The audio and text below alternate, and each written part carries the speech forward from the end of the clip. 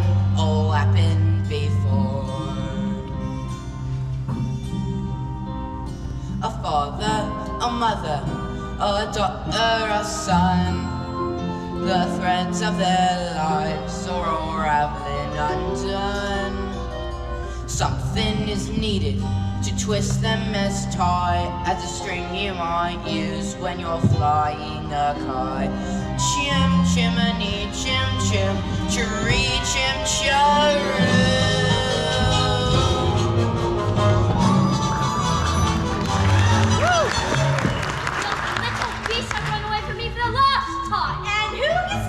Children with no nanny in the house. Me, that's who. I've said my say, Mrs. Brill. I'm done with this house forever. Well, good riddance then, and knives don't stumble on the way out.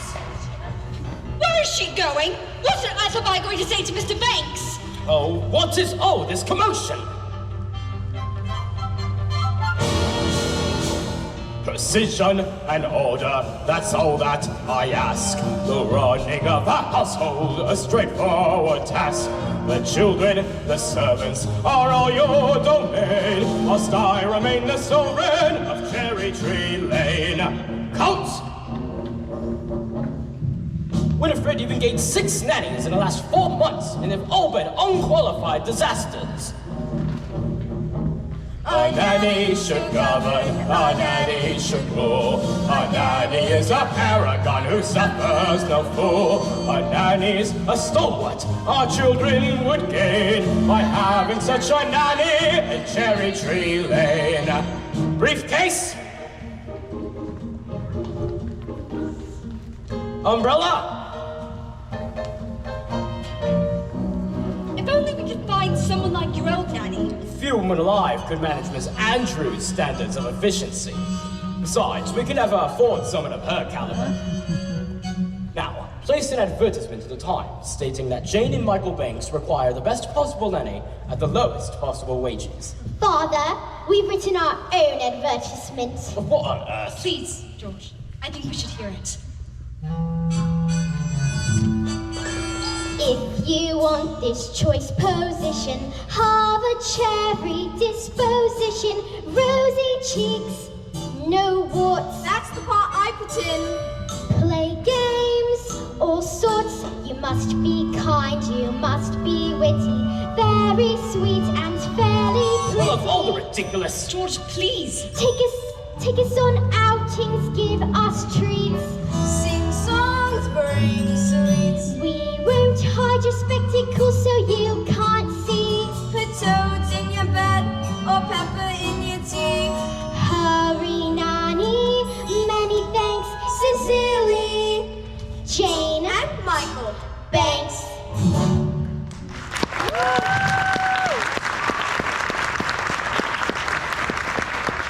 That is quite enough tummy rock for one day.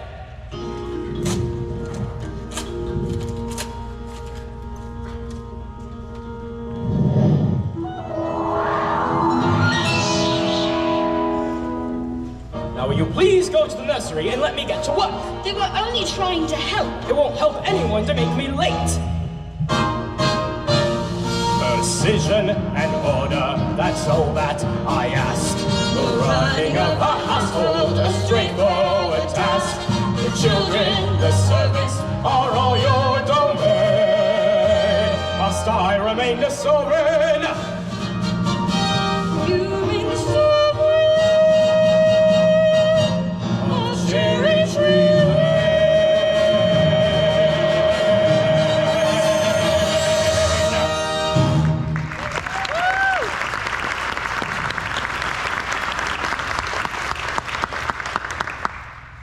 Good morning.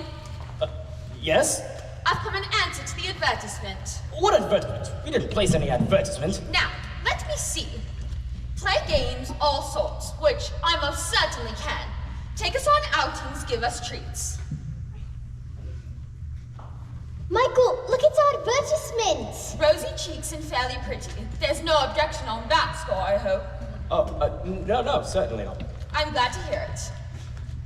But, take it up with Mrs. Banks. She manages all that side of things. Nothing domestic has anything to do with me. And don't forget the references. never to give references.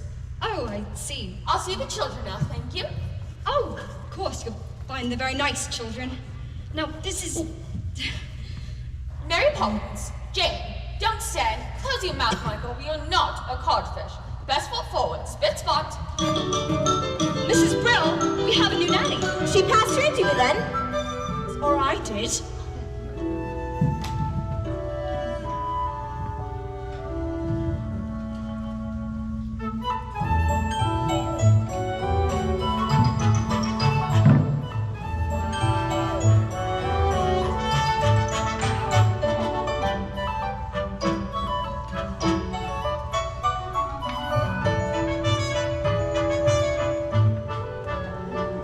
A very tidy nursery, I must say.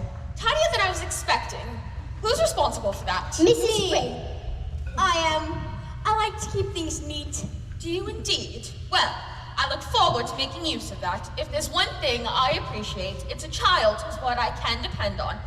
Now, first things first, I always say the proper place to hang a hat is on a hat stand.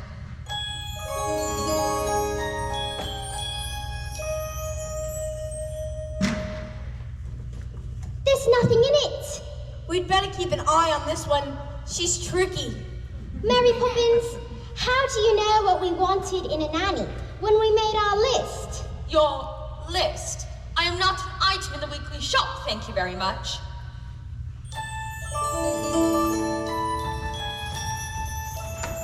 But how did you come then? It was as if the wind just blew you here. It did. Now, stand over there.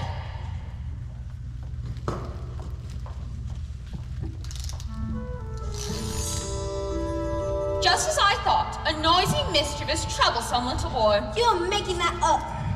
Now you. Thoughtless, short-tempered, and untidy. I don't believe you let me see. What about your measurements, Mary Poppins? I'm practically perfect in every way. Practically perfect. So people say.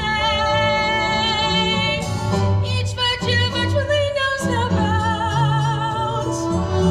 Each trait is great and patently sound. I'm practically perfect from head to toe. If I had a fault, it would never dare to show. I'm so practically perfect in every way. Now, perhaps you have a few questions. Not temperamental, Never. not grouchy or gruff. The very thought. Will you stay tender when the going gets tough? Quite the Do contrary. you read stories without a big fuss? Or have objections to playing with us? Some minor improvements may not go amiss, but at all times you must remember this.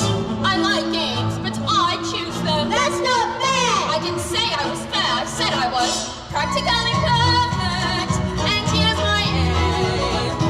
By the time I leave here, you both will be the same. You'll be practically perfect. Practically perfect. You will be practically perfect in every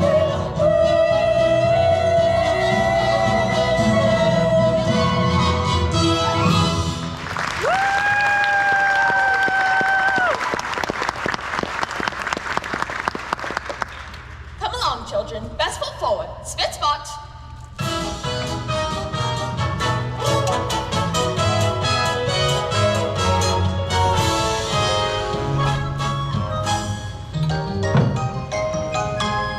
Chim chimney, chim chimney, chim chim chiroo. I does what I likes and I likes what I do. Today I'm a screever, and as you can see, a screever's an artist of highest degree.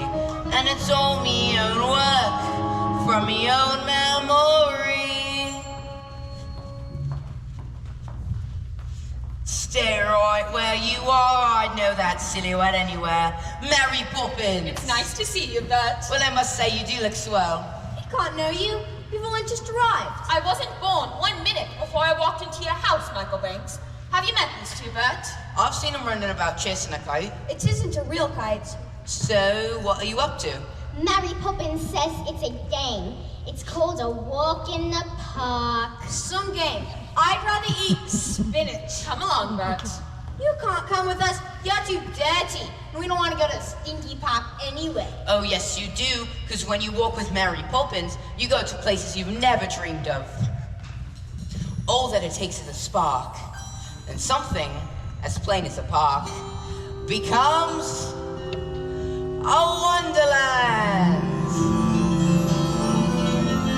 All you have to do is look anew, then you'll understand why it's a jolly holiday with Mary. Mary makes your heart